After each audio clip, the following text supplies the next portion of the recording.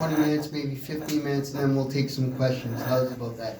Okay, so I am Mark Carroll. I call myself a disability culture consultant. I'm a writer, an artist all the way around. Art is a form of advocacy, but I didn't come to this advocacy super easy because, like, I'm just one person with a disability, which is a very important point. I'm just one person with a disability, or disabilities in this case, because I have cerebral palsy and I also have a learning disability, just to simplify it. Or nowadays I just call them, I'm just neurodivergent. So when I turned 18, that was a tough point in my life. But looking back, SCSC, Sudbury Community Service Center, was a big piece of that journey, because I wanted from, I don't know when, to be a writer and a filmmaker, and I was behind in school. The school thought it'd be good to take me out of elementary school at the age of 15. I went into high school from grade 7, not because I was a young Sheldon, but just because they wanted me to be with somebody that was more my age. So I went from knowing friends in elementary school to meeting new friends, and from day 1 of grade 9 at 15, I went to my guidance counselor and I said, I don't have the best English, like speaking in terms of grammar. I don't have the best grades because my learning disability, but I want to be a writer, I want to be a filmmaker. That's not my phone, so don't blame me. But my guidance counselor, ironically with the last name Jolly, wasn't too jolly, she said to me, but your English is horrible. Your math is horrible, you can't do it. Well, is there something I can do to kind of get up there? Well, no. I went to my mom and my stepdad at the time, and I told them. My mom went to the school and said, what are you doing? You're supposed to be encouraging these kids. And she actually said, I guess we should have. Duh. So as I got older, I began to realize more and more how society views people with disabilities. And I'm going to use the word because I can, but I became an angry cripple because of that. I was told by my teacher's aide that I could never be a filmmaker. She would, when I went to a wrestling team practice or a wrestling tournament, one day at the school, just by default, they said that, Mark Carroll won his medal, and she looked at me because I kind of smiled just because they said my name, not because I was like, yeah, I won. She looked at me and said, why are you smiling? You didn't actually win anything. And why do we, and I've been told by parents that it's changed, that schools are more supportive, and I hope that's the case. But I will say that I do also know of a grandmother that has a son with autism that needs to be at a Catholic school to have the supports he needs. And ironically, even though when I was in Catholic school was seen as the better system for special needs, now they're saying that they can't do that for him. And now they're saying that he needs to go to public school. So what system are supporting the kids now? That's one question I have related to other people. But for me, I became angry. My family, as much as I love them, there was mental health challenges, there was learning disabilities on their own end, which back in the 80s, 70s, was not even remotely supported the way it is now, or even when I was a kid. My stepdad would tell me about stories of getting a strap at school. Because, you just can't focus. You can't do this. You're just a bad kid. That stays with you. We'd like to think, that was when I was a kid. I get rid of it, or I forget it. No, I'm still dealing with stuff from 20 years ago now. Because I was able to, I'm going to jump a little bit, but because I was able to realize at one point that I didn't want to stop drinking, but I wanted to get it under control. I didn't want the whole abstinence, sober, that's it, that's all kind of thing. And my worker at the time through SCSE, Don, actually helped me by, I would purposely measure out, okay, how much do I drink on a weekend usually? Just being able to have those conversations with her and not feel stigma because of it, and not feel you should go to treatment, you should do this. Somebody telling me what to do was just going to set me off even more. Because there was another part of me when I was younger, 19, 20, people would be, I would talk about, me and my friend went to the bar the other night, and some older lady or even somebody in their 30s might be like, but you're in a wheelchair, you can't drink. Oh, I can't? Watch me. Maybe I took that as the wrong kind of challenge, but and it honestly took me 19 years, 20 years to start looking at these things, looking at disability culture, looking at mental health, and that includes mental health. That includes addiction. There are people with that are neurodivergent that have addictive behaviors because they've been told that they should just work, or you're lazy, or you can get a job, or you can't get a job. It can go one way or the other. So we're just people, right? We don't want somebody to see us as different, right? So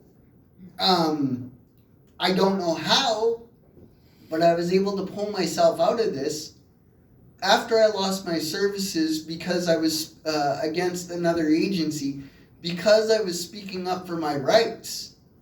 I began to realize that even though I didn't really want to be an advocate, advocacy kept coming back to me, right? And I got my first working assignment from somebody that used to work with SCSE, also named Don Wires, and that encouraged me. My supportive living home at the time, their management didn't encourage me. They would put me down. They would say I was never happy. They would, well, of course I'm not happy. You're telling me how to live my life. Do I tell you when to shower and when to eat and when to no? But how many people don't know how to advocate, or like I've said before, don't want to advocate in the sense of why should I have to advocate? I'm a human. Why should I have to explain why I want what I want? And it's hard enough when you've got a ministry people, that will give you chump change to live on. So double the social assistance rates, quite frankly. Double our employment startup. Because what computer program, for example, because now computer programs, you don't buy them at I can't even say Future Shop, that doesn't exist anymore. Best Buy, you don't go and you don't buy them at a store anymore. It's all subscription based, and on average, they're about $1,000 a month, a year. So how can we, even if we want to create our own opportunities, because that was my thinking. Okay, I can't get a job. Nobody wants to see past the wheelchair or the little bit of a learning disability. I'll create my own job. That's tough on the amount of money we get. And, and we've got, this is not the opinion of SESE. We've got Doug Ford sitting there penalizing people who are addicts, who need help, and not everybody's recovery journey is the same. And I'll say it, because I can't get kicked out of Parliament. I guess his brother was a higher class of crackhead. So why, I heard all these great conversations about having a seat at the table, which is great. It's absolutely great. I'm not going to say it's not. But what we need is somebody like myself or somebody with lived experience also at the table with you. We need people at the table. Because you can sit there and hear our stories, but some people get bogged down by this work. And I'm not Mark Carroll. I'm not pen name Stephen C. Barnes. I'm number 47072, or whatever the case may be. So we need these people at the table. We need to understand the history. We like to think we're in 2025. We've come so far. Institutionalization was not that long ago, people. And quite frankly, it still exists. This shirt says institutional survivor. Why? Because of my school? Because of my supportive living home? Before I called SESE crying, I need you guys back. And they took me back. Sometimes they might regret it, but and I learned that being able to share my story and the story of the people I grew up with who had learning disabilities in the 80s, when that was not even remotely understood, or it was just becoming understood. Like, we talk all the time about identity. If somebody's LGBTQ or plus, or whatever the case may be, or identity as a person of a minority, but that also includes your identity as a member of the disability community. And I was reflecting on this. How many years ago might there have been a grandfather or a great-grandfather that worked at Inco or worked in the fields and they were a functioning illiterate, and they still own their own house. They still own their own stuff. And I bet you 10 to 1, if you were to assess those people now, they would have been diagnosed with being neurodivergent as well. And there's no shame in that. But we need to put the value back into lived experiences. Because me advocating has helped me to understand my parents, has helped me to understand why I was so angry, has helped me to, in spite of, I'm going to say her name, I don't know, maybe I'll be haunted, maybe she's dead, I don't know. Mrs. French is seeing me telling me that I won't be a filmmaker, I can't be a filmmaker. Or while I was reading a script that I was helping a friend with for a film project for school, his school, to get into school. I was reading it at school, and she said, oh, he wrote down Jack Steiner. My husband used to own Jack Steiner. He didn't ask my husband for permission. Okay, Jack Steiner has to be one of the most generic names in a screenplay diner anyway, so get your head out of here.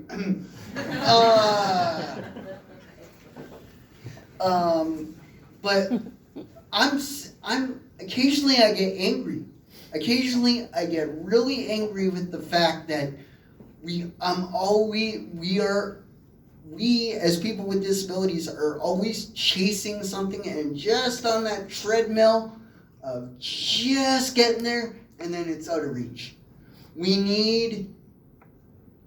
need more agencies to develop advocacy groups, and I believe if I can paraphrase, I believe the legislation says you can educate, but you can't advocate. And I understand that in principle. However, times are changing, and I say that there's nothing wrong with you as a worker going down to your local, I'm going to say Tom Davies Square because it's Sudbury, going down to Tom Davies Square with your client, letting them hold the sign that they created, and you just standing there. Because, for instance, in the past, that would be suggested in advocacy groups, and they would say stuff like, oh, that would be awesome to do it, but I don't know if we can set up a march to go downtown, or I don't know if that would be crossing a line. I say, especially in this day and age, help your clients go down just to provide anxiety, emotional support. You as a worker don't have to be standing there with the sign, even though you might secretly want to. But if the ministry is going to bend the rules or change the rules a little bit, then we need to go into advocacy into the 21st century. We need to bend the rules with some civil, respectful disobedience. We need to recreate the rules, because if they're going to, why can't we? And with the journey to belonging, it sounds like a great idea, and it can work if it's done right. But if we set it up where in the future, I'm going to Kevin and saying, well, I need Les to come with me to court. Okay, well, that's going to be a whole day. Okay, give me $50. How do you quantify the great work that that workers do that are quite frankly underpaid? You've got my back on that. You can't quantify this work in some sense. You just can't. So we need to make sure that when the journey to belonging comes out, we get it done right. We're not recreating a situation where, like an institutional situation where the institutions were closed, but they still need support. We can't have, and I've met people experiencing homelessness that, contrary to popular belief of the general public at least, a lot of people that are experiencing homelessness are not on drugs. Or if they are on drugs, who the hell can blame them? So I just want a new world for somebody else, and I want better understanding of advocacy, of art as therapy.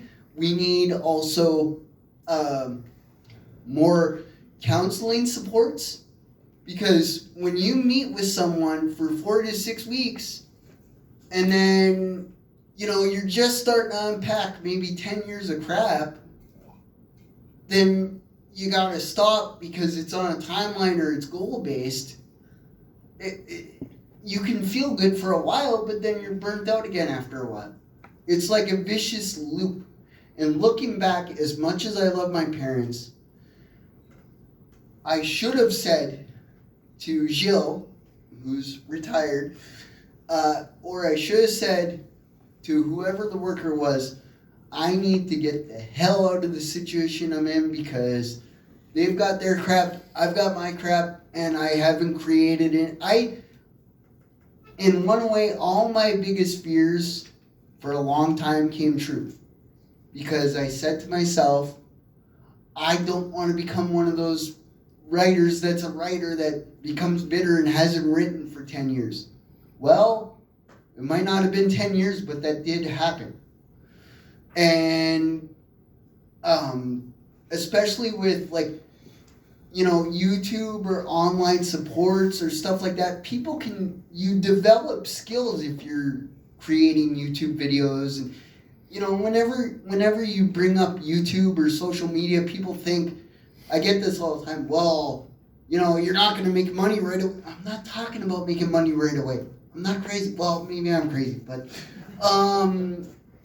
so we need to allow people to think outside the box. We need to start thinking outside the box, and I'd be glad to be at the table with you guys or anybody here, you know, and we need to understand that disability is more complex than just developmental disabilities, for lack of a better word, or physical disabilities, or addiction. All these things can intertwine, okay? So just know that if some of you workers are getting calls from clients and they're like freaking out on you, or what the hell is the point of this, or why am I losing this, or just know deep down, it's not because of you guys, it's because why do I have to explain this crap?